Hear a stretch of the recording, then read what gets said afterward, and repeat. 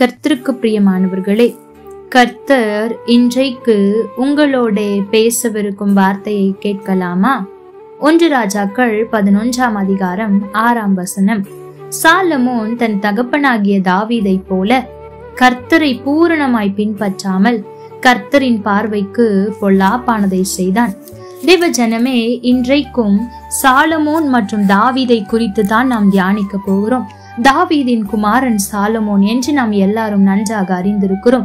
தாவீதும் ராஜாவாய் இருந்திருக்கிறார், சாலமோனும் ராஜாவாய் இருந்திருக்கிறார்.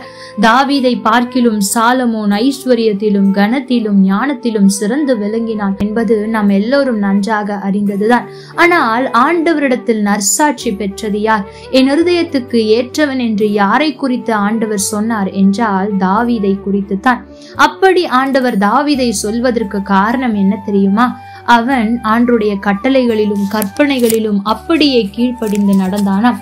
ஆனால் சாலமோனை குறித்து நீங்கள் வாசிக்கும் போது அவன் ஞானவான் தான், ராஜாவாக இருக்கிறான், எல்லாம் உண்மைதான்.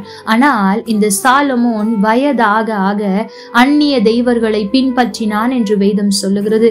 அவனுடைய இருதயம் ஆண்டவரிடத்தில் இல்லாமல் மற்றவர்களிடம் தாய்ந்தது என்று வேதம் சொல்லுகிறது. அது மாத்திரமல்ல, ஆண்டவர் சாலமோனுக்கு 2 விசை தரிசனமாகி, நீ இப்படி செய்கிறது தவறு, அந்நிய தேவர்களை பின்பற்ற வேண்டாம் என்று சொல்லியும் அவன் கேட்கவில்லை என்று வேதம் சொல்லுகிறது. தேவ ஜனமே, இதுதான் சாலமோனுக்கும் தாவீதுக்கும் உள்ள வித்தியாசம். தாவீதும் தவறு செய்கிறான், உரியாவின் மனைவியாகிய பத்சேபாளிடத்தில் தவறு செய்கிறான். அப்பொழுதும் ஆண்டவர் நாத்தான் என்னும் தீர்க்கதரிசியின் மூலமாக தாவீதை எச்சரிக்கிறார். அப்படி எச்சரிப்பை பெற்றுக்கொண்ட தாவீது செய்கிற காரியம், ரட்டுடுத்தி சாம்பலில் உட்கார்ந்து ஆண்டவரே என்னை மன்னியும் என்று கதறுகிறான். அப்படி இருந்தும் அவன் செய்த தவறுக்கு தண்டனையாக அந்த பிள்ளை செத்து போகிறது. அதை குறித்து அவனுக்கு வேதனை நிச்சயம் உண்டாயிருந்திருக்கும். ஆனாலும் அதற்கு பின்பு அவன் பாவம் செய்யவில்லை.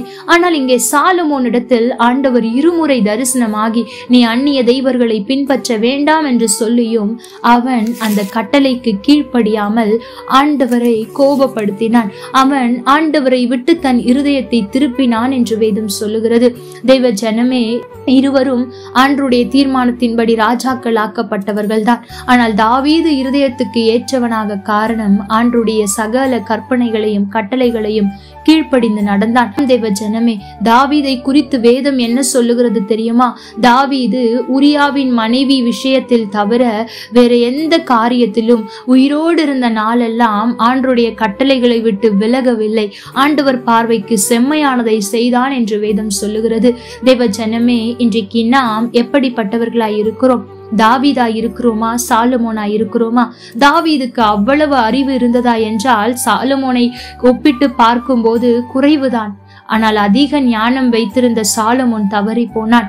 அதிக ஞானத்தை பெற்றுக்கொண்ட சாலமோன் ஆண்டவருக்கு பிரியமில்லாமல் அவனுடைய இருதயத்தை ஆண்டவரை விட்டு திருப்பினான். ஆனால் ஆடுகள் மேய்த்தவன், அரசனாய் மாறின பின்பும் கூட, தன் நிலை உயர்த்தப்பட்டதை அறிந்தும் கூட, என்னை உயர்த்தினவர் அவர்தான் என்று அறிந்து தான் தவறு செய்ததை தீர்க்கதரிசி எச்சரித்தவுடன், நான் ராஜா, தவறு செய்தால் என்ன என்று நினைக்காமல், ஆண்டவரே என்னை மன்னியும், சுத்த இருதயத்தை என்னிலே சிருஷ்டியும் என்று கதறினானே, அந்த இருதயத்தை தான் தேவன் பார்த்தார்.